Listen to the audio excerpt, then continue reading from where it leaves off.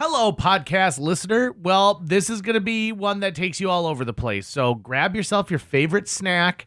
And if your favorite snack is lettuce, you can turn off this podcast. It's not for you. Grab your favorite salty snack, sit back and relax. Enjoy this episode of JJ Meets World, or don't relax. Be uncomfortable the whole time. I don't care. You're already listening. I got your download. And by the way, if you'd like to help support our podcast, visit jjmeetsworld.com where you can donate to our Patreon, pick up some killer swag at our merch shop, or click the link to Apple Podcast and give us a 5-star review. 1, 2, 3, 4. JJ Gordon, sort of like that Indiana Jones, in that he's always sniffing out his next adventure. Yes, he is. He's always interviewing guests so he can have them on his show and they can talk about pop culture, arts, and leisure. JJ has his flag unfurled and he likes his french fries curled, and he's fun and then he twirls as he goes to meet the world. He will march into the rain even if his ankle sprained. Take a peek inside his brain. This podcast is called JJ Meets World. Okay, ready to rock and roll? Yeah. We're both looking good on the waveform? Testing 1, 2, 3. Yeah, I got it. How come we don't start with testing and be like, 12, 13, 15? I don't know why we don't go 1, 2, 3 testing. So like you can confirm. Everyone's like, why is he counting? Oh, I'm just testing everybody. Oh, that's why you say testing first, just so that they know that you're not counting up or down to something. Because if you just said 1, 2, 3, I might immediately go like, am I singing something? Yeah, but the word testing beforehand helps. There's not enough mystery in life though, JJ. And just for those 3 seconds, everyone has a question on their mind. What's happening right now? What's he doing? What is he counting to? Oh, I'm just testing everybody. Oh, whew. Then I'm always disappointed. It's just a moment of levity, you know? Constant disappointment. So I'm like, oh, thank God. Thank God he wasn't asking me to do something. Be like, are we changing a diaper? What's that? What's going on now? Is that the next step of what we're doing? 1, 2, 3, run. I don't want to, you know? Mm-hmm. I'd rather find out, oh, you're testing. Okay. See, I put myself into that tense spot of having to be able to do anything at a moment's notice when it comes to it. Do you ever look at a kid like a child? I try not to. And you think to yourself, boy, that kid doesn't have anything figured out. You know what my favorite example of that is? What? Is teenage boys playing old men in high school theater. Yes. Yes. Because they all do the same thing. They've got a suit jacket on, mm-hmm. right? And they've got a cane, and then one hand is behind their back. Yep. Uh-huh. That's the costume. And they're covered in acne and grease. Yep. And they become way more like proper, and they think that they're not hunched, but they're like they're angular. They look like a toddler still figuring out how their body moves. Mm-hmm. And that human being, because I used to be that person is a mess. And so I love seeing those people. Is it weird that like when you're a teenager, you don't know how to play an old person, but you've also forgotten how to play a young person? Yeah, Like watching two people play young people. Yeah, they're like, this is the greatest game I've ever played in my whole life. Yeah, you're at a point where you are just purely not competent for anything. Yes, no, that is a great way to describe it. Yeah, you're not competent for anything. Literally anything. Yeah. Like, we're not all competent about all things, but we have competencies. Mm-hmm. That person has none. I like that. I'm going to remember that the next time I write a letter of recommendation. I had to write 6 of those this year. It's not even May. Well, because everyone had to already apply for colleges and scholarships and stuff like that. That's true, yeah. Have you ever had to do employee reviews? Is that something that you've had to do? Like where you've written in a review of an employee, not just one for yourself? No, I have not had to do that. Okay, let me let you in on some secret sauce, okay? So I have to do employee reviews once a year, plus I have to write one of my own that goes to my superiors. And the scale that the company uses is inside of this excuse me, inside of this like payroll system that we use. And you can gauge yourself from 1 to 4. 1 does not meet any parameters of what you are asking them to do as far as their job. 2 is doing all right but could use some improvement. 3 is meets expectations, and 4 is exceeds expectations. Okay. And there's like 25 questions, and they ask you to elaborate and write a little sentence.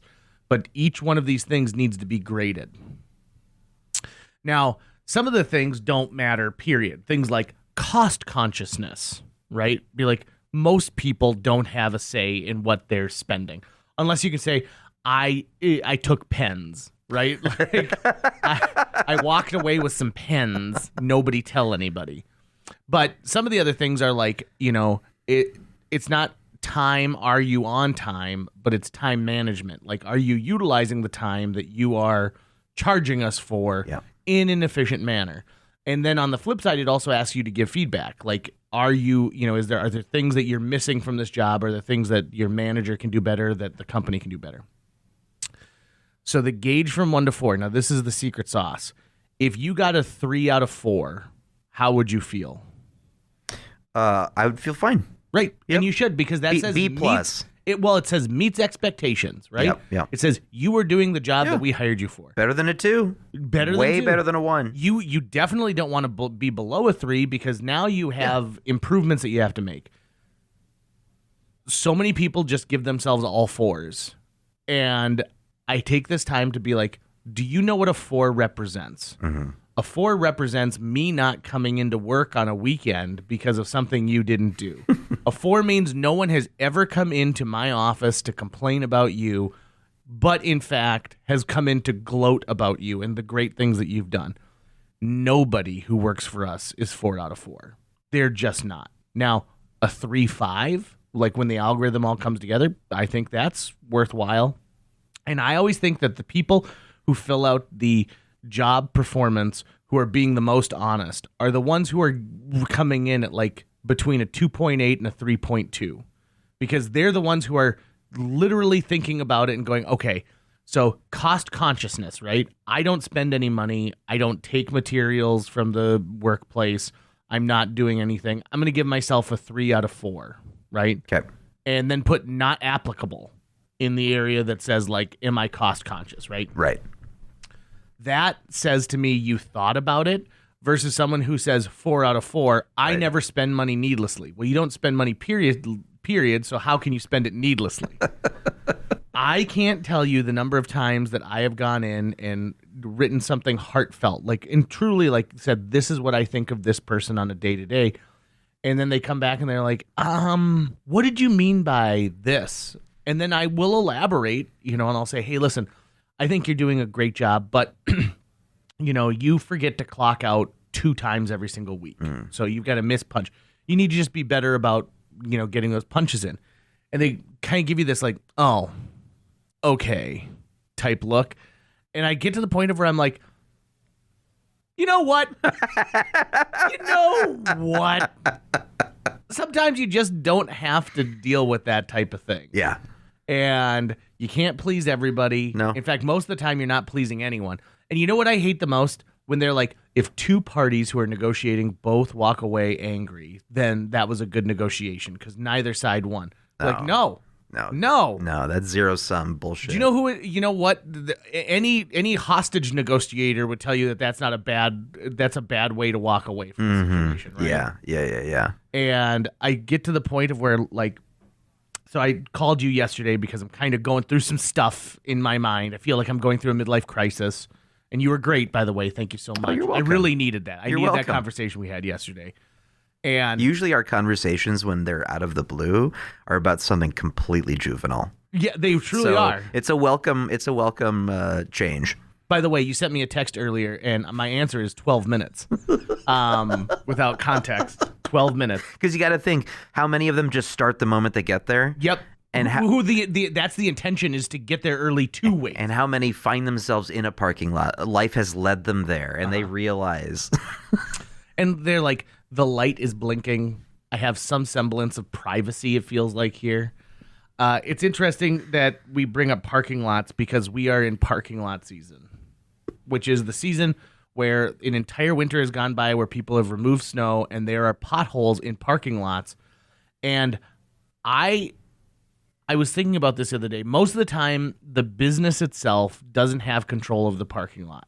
So if you have a business in a strip mall, let's use As an example, in Fargo, the Family Fair, a.k.a. Old Sun Mart, on 32nd and 25th Street. The Hi-Ho is there. There's a drive-through vape shop and CBD supplies where people got tested for COVID. That parking lot is horrific. There is a pothole in there, and I kid you not, your Subaru, they could film a Subaru commercial in there being like, it can take anything. And I complained to a business. I was like, you guys got some pretty huge potholes out there. And they said, yeah, but we don't have anything that we can do about it. It's not our parking lot. We rent a space here that is the owners. And I was like, you know what? You're right. And so I started thinking about, like, we're doing these economic blackouts, right, to try and put the squeeze on these major companies who could affect change in our country now that we've decided that corporations have more say than citizens.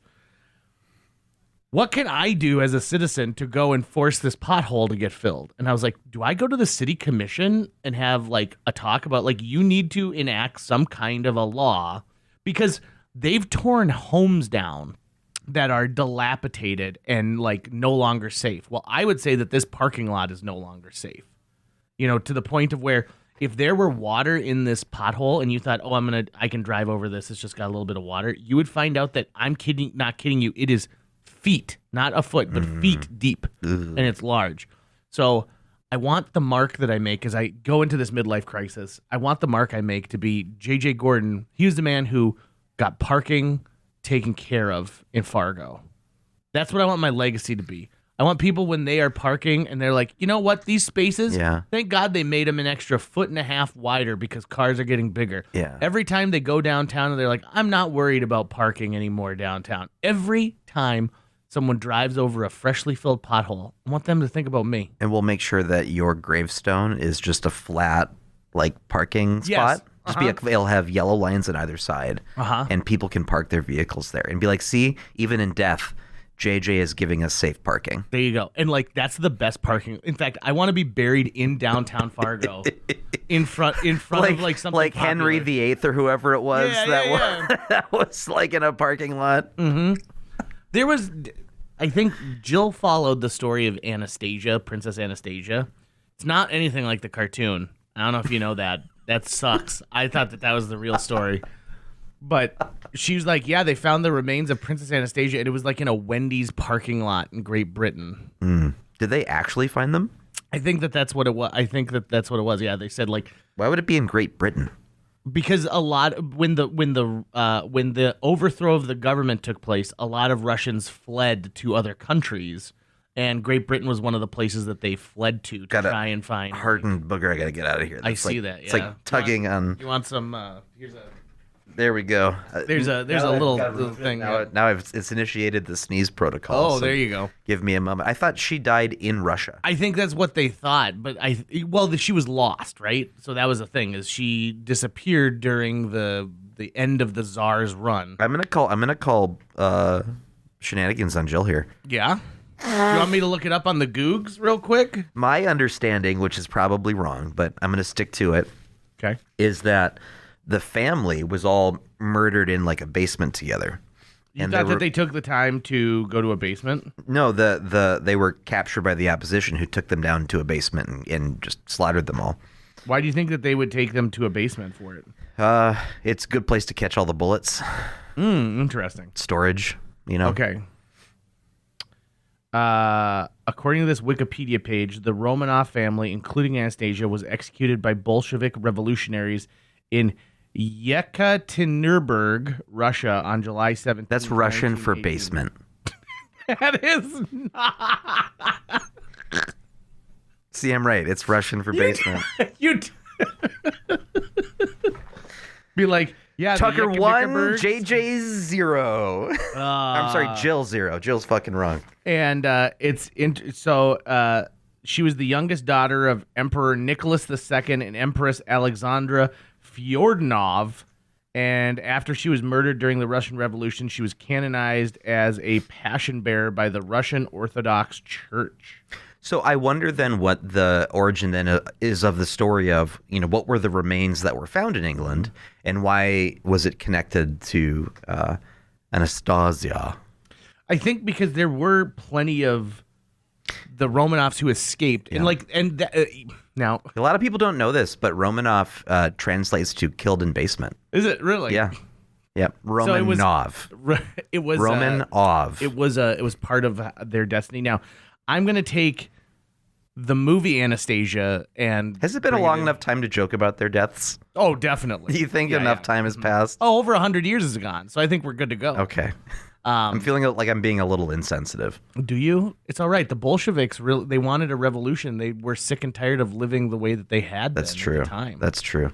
I have never been a part of a revolution, but I don't know if I really want to be a part of a revolution. We grew up in an era where revolution was like part of brands and stuff. Right, like you're the part of the Pepsi revolution. So I guess I was a part of that, and I was on it the a winning revolution? side. I know it was a generation, but was it a revolution? I think a Pepsi revolution too. Damn, who did they overthrow? They're trying to overthrow Coke. It didn't work. It didn't work. The mutiny did not go The as failed planned. revolution of 2008. Yeah, you know what's funny is they did use the word revolution in brands. Oh, yeah. And I think they confused it with evolution sometimes. Have you ever seen that meme of like, it's like a 4-panel comic where like a person is like in a group of people and they start balancing a pineapple on their head? And everyone's like, oh, that's hilarious. And the other people start balancing a pineapple on their head. And then this big red monster comes in that says brand. And they're wearing the pineapple on their head. And everyone's getting kind of squeaked out.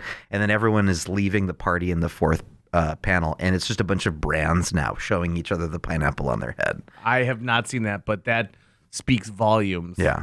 I totally understand. that. I told myself I would never just give a panel for panel description of a comic again in my life. But here I've done it. But here you are. Here I've done it. Would you like to describe a red meat? One of those? God, I missed that. Yeah. I need to check into that more You introduced me to often. red meat back in the day, and they were great. And Greg Carlson introduced me to red meat back in the day. And the one thing that sucks is that their website, you can only go so far back now in the archive because some of the stuff that came out like in like 2004, 1999 or something was unbelievably good. Unbelievably. I mean, it's good now, I'm sure still, but it was even better. Yeah, back when I had hair, I thought I should go as Milkman Dan for Halloween at some point. You loved Milkman Dan. You, at one point, didn't you have a fantasy cast of who would play them in the Red Meat movie? I probably... Because like Steve did. Buscemi looks just like one of the characters. Oh, yeah, he looks like Bug-Eyed Earl. Bug-Eyed Earl. Oh, my God. Yeah.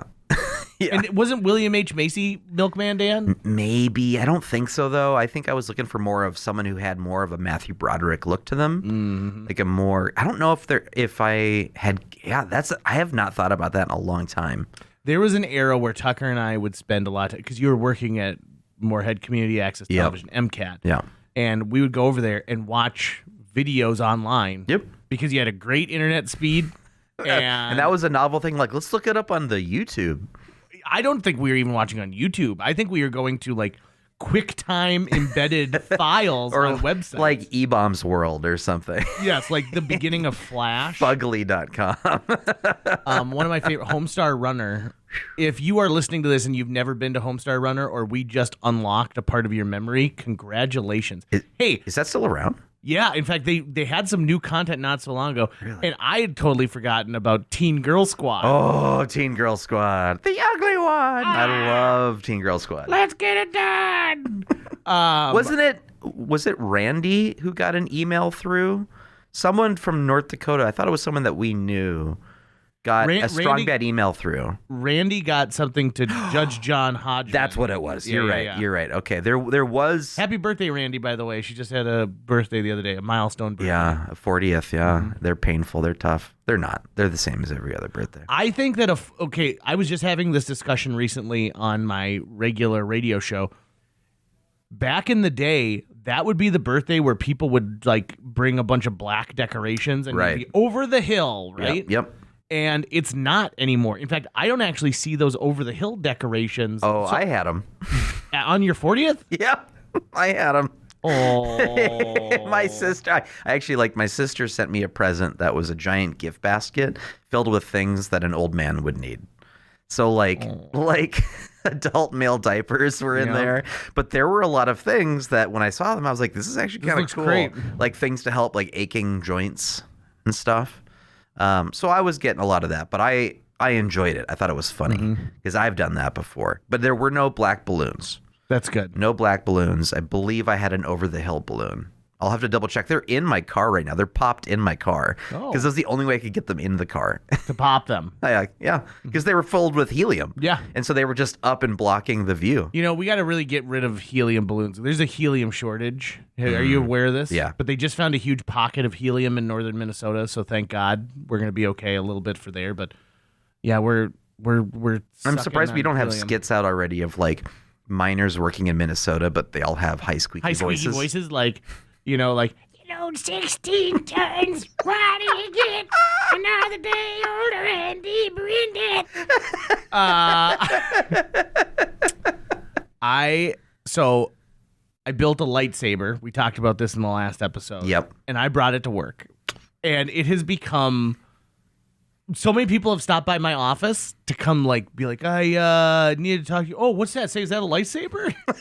And then I have a closet, like a utility closet at the back of my office, and I make people come in there because when you turn it on when you're in a completely dark space, it's awesome. Guess what we're going to do for the thumbnail for this episode? We're going to go take a picture? You're going to be wielding that lightsaber. Yes. And I've let little kids try it. I've let like full grown adults, younglings. You mean younglings? Yeah. Yes. Be like, I got to train you. It's not my story to tell, but I am going to tell it anyway. But my coworker happened to bring her family to Disney World the same time I was there because we were at that conference. We both stupidly thought, well, if they're flying us out for this conference, we might as well take a little Disney vacation because we'll save so much money. That is the biggest lie ever. Yeah, no. That is you know what? Listen, I'm going to get this gym membership and all these protein powders because then it'll make me happy about myself. It doesn't. It just doesn't. So her kids are just getting into Star Wars. The last year and a half has been their Star Wars years. Oh, cool. Watching all the movies. Nice. Magical time. Very magical time.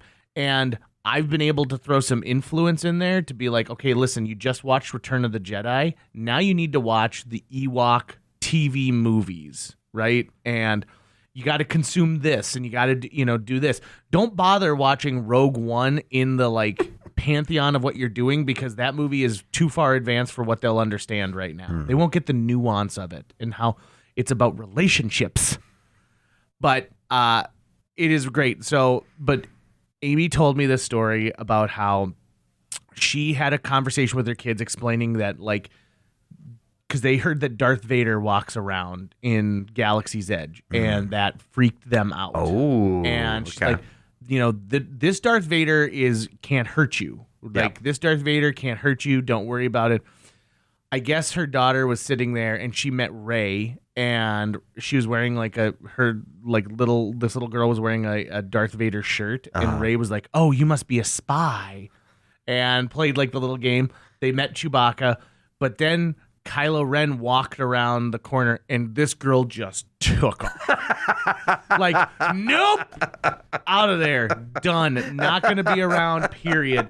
And when she was explaining that to me, I thought, oh, that is so flippin' adorable. Yeah.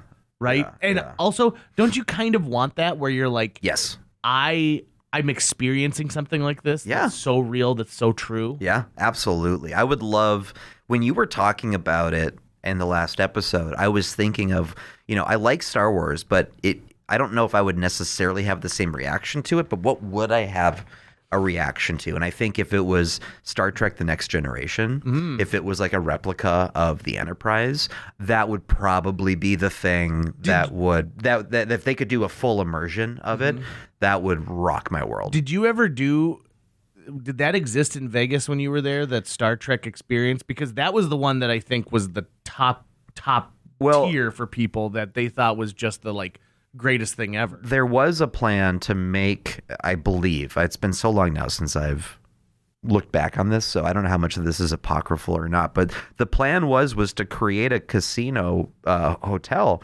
in the shape of the Enterprise. So that when you're flying into the strip, you see the strip, you'd see the Enterprise right there. Never got made. I ended up going to a Star Trek experience. Where was that though? That wasn't out in Vegas. I'll have to ask Russell where that was because I went with him. But the Vegas one was in that hotel that Carrot Top performed at. I want to for a long time. say we caught the Star Trek experience in St. Louis, and that was fun. It was fun, but it wasn't really immersive. It was just more like, wow, what a cool exhibit. And you could go on the deck of the original Enterprise, and we even got our photo taken on that space. But it didn't have the level I was looking for. It didn't feel like you were a part of that, which is I want to go to 10 Forward. I want to go to a bar that looks just like that, right? That's like all the tables are the source of the light, and you see space outside, like going past you. Like that level of immersion is what I'd be looking for. Actual Whoopi Goldberg is there. Yep. She doesn't have anything else going on. Yep. They filmed The View right in the very next studio. It is surprising to me that in a world where people are chasing IP, which is intellectual property, left, right, up, and down, that no one has taken Star Trek and said, listen, we're going to make this in a world where we're going to include it in theme parks and stuff like that. And I know that there have been little tiny things over the years, but with the success of Galaxy's Edge, people are really missing out on this experience. Now, that being said, not everything at Galaxy's Edge goes great because they closed down the hotel, which I wish I would have had. I remember hearing about that. Yeah, because the hotel was supposed to be a huge disappointment, right? It was so overly costly, and then it was a disappointment because you were sleeping on a Star Cruiser that is not a big comfortable bed with awesome pillows. It's built into the wall, and they went too far with the experience. It's the same reason why I don't like Red Dead Redemption 2 as much as I like Red Dead Redemption 1 because having to bathe myself after I go hunting and putting the skin of an animal on the back of my horse and then riding into town and people being like, you stink. I'm like, I don't want to play Bath the video game, okay? I want to play something where I get to hunt and then I get to sell my meats and that's all I got to do.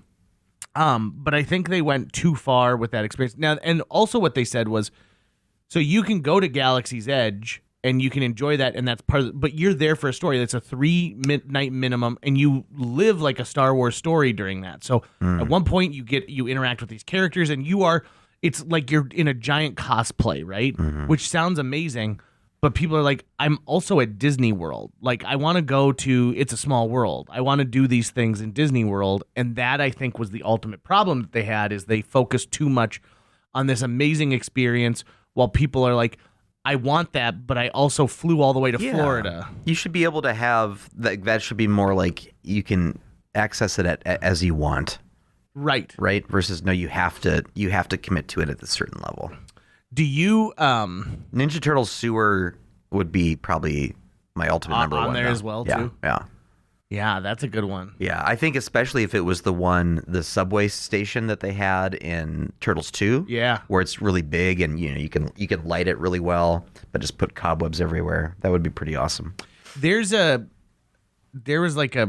TikTok I was watching where someone noted that you can see that set in these 5 other movies where they the same thing. Yeah. And one of those things is that they said is it's a set that they utilize more than once, and it's just ridiculous how much they utilize it. And one of them is at Universal Studios when you are in the backlot tour ride. There's one of the things you do, and I think it's called Quake. And so you go inside this subway station, then it's during an earthquake. So the whole thing shakes. Sure. And then all this water floods down, and a giant tanker comes down and starts on fire and stuff like that. And it's this fun little effects thing. In the movie Beverly Hills Cop 3, where Axel Foley, his captain, is murdered at the very beginning, and they trace it back to Wonderworld, which is, because they couldn't use Disney World, this is Paramount, they make Wonderworld, which is where Uncle Dave, instead of Walt Disney, Uncle Dave is the kindly old man. Uncle Dave, played by Alan Young, who was the voice of Scrooge McDuck and was also in Mr. Ed. So Alan Young plays Uncle Dave, and the security people at the park are printing fake money using stuff that they have at this theme park because it's the largest private security force in the United States, which I believe is true of Disney World. I think Disney World has the largest private security force of anywhere else in the United States. Wow. like bigger than towns. Like That's and stuff like that. wild. So anyway, at one point, Axel Foley goes on, like, sees this ride, and I was like, "This is from Quake. This is a Universal product. Stop lying to me." That also being said, one of the things I didn't mention in my Disney World thing, but I really love, is I will constantly tell people to watch the documentary The Boys on Disney Plus. It's about Dick and Bob Sherman, who are two brothers who pretty much wrote everything iconic that you love from Disney for generations and generations. So like the music in the Jungle Book. They wrote music for Annette Funicello. They're the ones who wrote It's a Small World. Oh, wow. They wrote all the, like all the Mary Poppins music. And so they're two brothers who couldn't be more dissimilar, and they didn't really care for each other. And so the documentary is made long after they've retired by their two sons who grew up never knowing each other. Wow. They lived blocks away, and like the two families never interacted. They tell a story about when Bob and Dick Sherman's mother died. They had a funeral at the synagogue, and then they had two receptions afterwards, one at one's house and one at the other's house. And so like you made your choice of which one you're going to, rather than like hosting something together. But so I'm a big fan of the Sherman Brothers. I think that the music that they wrote is so amazing and so iconic. Do you side with one of them over the other in their dispute? So interestingly enough, I think that Dick Sherman, who's more of the like, he's more like Tigger, and I would say that Bob Sherman is more like Rabbit, right? So like, that dynamic between the two? Bert and Ernie. They can't exist without the other. Like, neither of them is successful without the SpongeBob other and Squidward. Very much so, right? That you, like, if you're the bubbly, effervescent one, you need to be reeled back by the other one who does this. And then, and Bob was moody. In fact, they wrote the music for Bedknobs and Broomsticks, which I think is one of my favorite shows of all time. Same. Right? Same. Do you remember how the movie Bedknobs and Broomsticks, like the big finale piece is the Nazis invade England. Yep. And she brings a bunch of suits of armor to life, right? So that they can fight the Nazis. So they write the music for that, and Angela Lansbury is being interviewed in this documentary, and she goes, Bob was one of the first Americans in Dachau. Oh, wow. And he saw these things, and then it cuts to him, and he at this point he's very old, and he's like, you just the bodies and the people who were still alive but dead, pretty much dead anyway, and he goes like, you can't ever forget that. And so you're like, well, of course you're the brooding, quiet one, is like, you've seen these giant atrocities. And she talks about like, imagine having to see that and then write a musical about fighting Nazis with bagpipes and stuff like that. And she goes like, that's kind of how you have to be amazed at how they put these things aside. But I talked to people about the Sherman Brothers because there's a woman who is wearing something like don't forget to thank the Sherman Brothers shirt. And I was like, that shirt is amazing. And so you find these people who just kind of connect to you in a different way. And certainly you see that, like, you feel that when you go into Galaxy's Edge. You are amongst your people, right? You are a 41-year-old male or a 12-year-old girl, and you are both in awe because Chewbacca is in front of you, and it's okay to be experiencing that, and it's okay to, like, have that moment of just utter and complete awe. One thing that Chewbacca, this is a bit of a tangent. I'm not going to try to tangent off of this too much. But one thing that Chewbacca always reminds me of is Trollwood News at Noon.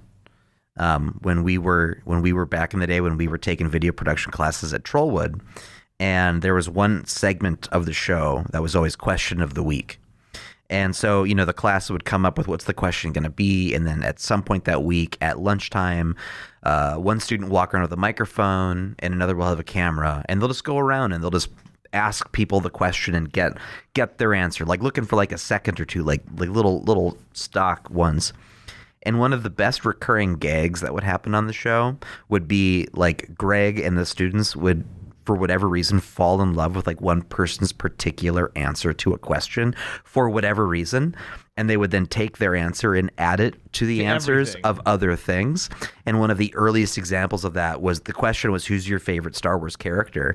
And this girl who I think she was in the costume shop goes, Chewbacca. And so that ended up being in every single video. So what is your favorite topping for pizza? Chewbacca, right? You could put it in any order you wanted to. Another one was, we've already shouted her out, was Randy, where she goes, monkeys. Because I think the question was like, what's your favorite animal? And she says, well, I'd like monkeys because they're cute and they're monkeys. And so that became an answer for Isn't every that other fun? one. Every time I hear someone say Chewbacca excitedly, I flash back to those days, those June session days, which I miss. I miss a lot. Me too. I miss that era of Trollwood where it was at Trollwood Park in North Fargo, just because there was absolutely something. That's one of those periods of time where there was something magical in the air at a time and a place that you just can't recreate. Like it's in that pocket of time now. And it was the last era. Like we didn't know we were living in it, but it was the last era before screens. Yeah. And Yeah. Which means that like on Tuesdays after American Idol, someone would bring a videotape. They taped it the night before, and that's what people would watch on a television on a cart that they rolled out. And then every Friday, they would watch Trollwood News at Noon. And, like, you captivate everyone during lunch. And lunchtime was one of the best times at So Trollwood. good. I've done my show live from Trollwood. Lunch is no longer fun at Trollwood. Yeah. It is actually kind of sad. You got to bring back question of the week. That's what Yeah. you got to do. And you're just looking for short answers and just get as many as you possibly can. Just build up and build up and build up. Yeah. What do you think your favorite thing was from Trollwood News and New? Like, do you have or even 3600 seconds? Yeah. Like, what is the thing that you're like? This is the thing that I love the most. I've never had as much fun and joy in my life as I have when I'm making movies with my friends. And I would equate that same to making plays with my friends, making theater with my friends. And so it is hard to pick one thing. The overarching thing is just that hanging out with Greg and then with all these students who were there because they wanted to be there, getting to write like a goofy skit-based mini episode every week and show it to the other kids at school. It was the best. It was the absolute best. And there were some other great things about that class too, because it lasted for 2 school periods. So at least the way it worked then, I don't know how it works now, but at least in Fargo Public Schools at the time, for every class you took, you'd get a quarter credit. And so if you took video class, you'd get half a credit to your total credits needed for graduation. and you could compound those credits too, so you could take that video course every year. Yep. And you'd get a half a credit every year. Yep. And I think I was the only kid in the history of it who one year was in both Video 1 and Video 2, because the year that they offered Video 2 for the first time, I signed up for both. And they let me be in both that time, but then they asked me to not do that afterwards and to just take Video 2 because the class was getting so popular. They didn't, I would be, another mouth to feed, quote unquote. And I was like, okay, fine. But I was allowed to continue taking Video 2 for the rest of the time. And I you know what? It's another thing I loved about that is that it built up like a little universe around it, right? So the universe of Trollwood News at Noon and 3600 Seconds was like one big continuity, just like the Marvel Cinematic Universe, right? So Greg basically was the Kevin Feige of this miniature video production that's the universe. Description ever. In North Fargo. And it had a geography to it. At one point, Luke Italiano and I even sat down and drew out a map that was current with at least up to like 2001. Characters had reoccurring storylines. They had character arcs. Characters would come back, so graduated students would come back and make cameos. It involved parodies of pop culture. So that was around the time when IMAX were now a new thing. and you could watch movie trailers on apple.com. And so getting access to movie trailers that soon was a novel thing. And so the idea of video trailers going viral, quote unquote, was beginning. And so we would do parodies of movie trailers all the time, and we'd consider those movies that were being shown within the universe of 3600 Seconds from Trollwood News at Noon. There were always there was traditions made so that Trollwood News at Noon would always have a Russian anchor person. So whoever the anchor person they would have to have some kind of background that qualified them as like a citizen of Russia. You know, there are still quotes from skits that were before I was even a part of it that I still quote with Greg because they're so good. You know, so when I became aware of SCTV, I really realized like that's what we were doing. Yep. We were creating SCTV in a fashion. And it was so much, and I only did video 1 year, and I had just a blast. I also remember... Was that the year of Natalie's bloody eye?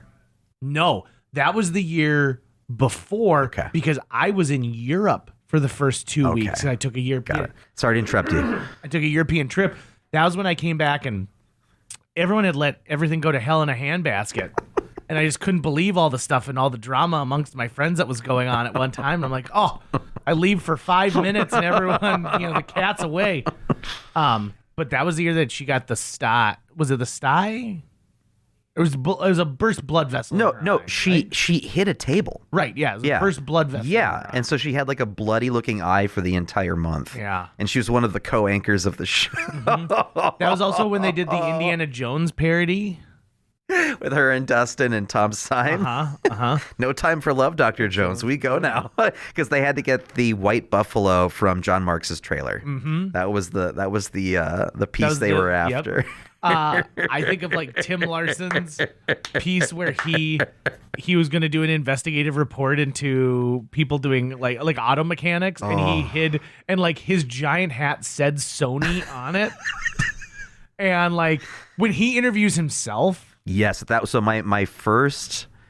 Tim was in my first year of his first year taking video production was the same first year that I took video production. So I've worshipped Tim Larson for a long time. And so yeah, the first year of video 2 was when he did.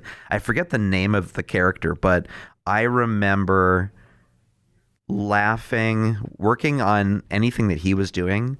I would almost always have a moment where I would laugh so hard that I would almost pass out. Yeah.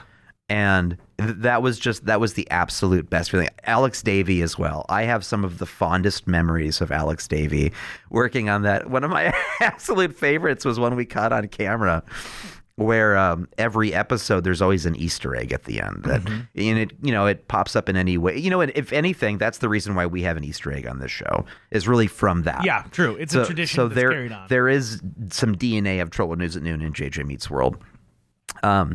We didn't even know this was going to be the Easter egg, but we were getting back to the park because we would have to leave campus, basically go to MSUM, and then Concordia after that when Greg switched jobs. So most of the filming wasn't even at the park. So then we would come back for the class switchover.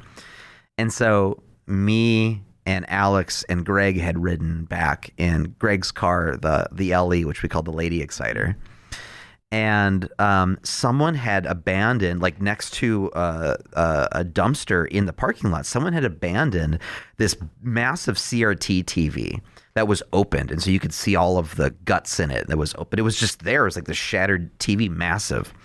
And I had the camera with me. So I just said, hey, Alex, go pretend like you're eating the inside of the TV, right? Like it's a gazelle and you've killed it, right? And by the way, I said the word pretend, right? Pretend to do it. So I start rolling and he takes both hands full force and just dives them in to the TV, and it starts clawing at the TV, at the wires and everything inside of it. And I'm kind of taken aback at how committed he is to the bit. And then he cuts his finger and he goes, oh, that's not good. That's not good. And stands up, and like we ended up using that as the Easter egg. Years and years later, you and I are doing Santaland Diaries, and the set designer is Alex's mom, Deborah, who I love. Yep. And I bring that up, and she goes, I remember that day. I had to drive him to the hospital for stitches, which I remember him coming back. So I love that we have Craig and I would always want to add that to stuff for that moment of Alex slicing his finger on TV. You think about that was only what all said and done. It's 20 days tops. Yeah, less. Yeah, I always wished that June session was actually July session. Right. That would have been the best. And you know what? It's a real shame that Fargo Public never saw how much these kids love that and said let's build curriculum around being able to do this in the actual school itself. Yeah. A couple years ago, so I had done some freelance work for an organization, ND EPSCoR, making some animated educational videos, and they asked me to come out to a conference at UND to give a presentation on just a generic overview of how teachers could use multimedia within their curriculum, on how to try to harness it for education. And I basically just gave the example of how Greg structured Trollwood News at Noon. And I said, here's the positive feedback loop it created. Everyone was excited to be a part of it, right? You got to make something at the end of the week that you got to show your friends, and then they would want to be involved with it too. So you imagine writing a book report. Or a kid writes a book report, shows it to their friends, and their friends are like, this book report is so good, I want to write a book report now. Yeah. Right? That never happens, but here it did. And it could be applied to absolutely any topic you want whatsoever. It's basically creating a positive feedback loop where the kids are making something every week, they're collaborating on it, they're getting to show it to each other, and they've got something to look forward to. And when you do something like that, you cannot help but learn it. You also learn things that aren't necessarily in the curriculum, but you learn writing. You also learn the economy of words. Yep. Right? So you've got a piece and you're allowed 90 seconds to get this piece put together. Well, it came in at 2.5 minutes. Mm-hmm. Well, now I need to cut a minute out of it. What are you going to cut from this? Are you going to speed this clip up? Are you going to take out this line of dialogue? You learn so much just about story in it. It's a boot camp for creativity. Yep. And it's the nuts and bolts of creativity. It's not the whiteboard. I love the whiteboard of let's throw every idea we can get out there. But any great writer will tell you can have a million great ideas, but it's the actual work of being in front of that computer. Yep. Putting those things together. I also, before we leave too, want to call out Master Crewley was one of the greatest characters Master Crewley that ever exists. In all honesty, when you look at that, that is what Kyle Gordon, I think is the name of this guy who does character-based stand-up. That's what people were creating for News and Noon.